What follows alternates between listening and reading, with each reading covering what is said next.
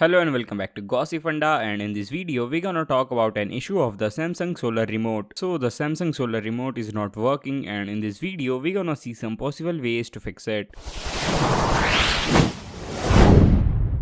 So first of all, make sure that your Samsung remote is working properly, and for that simply check whether the light is blinking or not when you press a button. You can even use your phone's camera to check whether the light is blinking or not. If your remote is working, then try to pair it with Samsung TV. And for that, first of all, turn on your TV. Now press and hold both the return button and play and pause button for more than 3 seconds. The TV and remote control pairing will begin. Now simply follow the on-screen instruction to complete pairing. And if the light is not blinking on your remote, then first of all check the remaining battery level of your solar remote, and for that first of all press the home button on your remote control, then go to settings, go to all settings, go to general and privacy, go to power and energy saving, and here you can see the option of available remote battery. And if your remote battery is low, then simply charge it. To charge your solar remote, simply flip it over to expose the solar cell and place it in direct natural or indoor light. Hope it helps. Make sure to like, share and subscribe.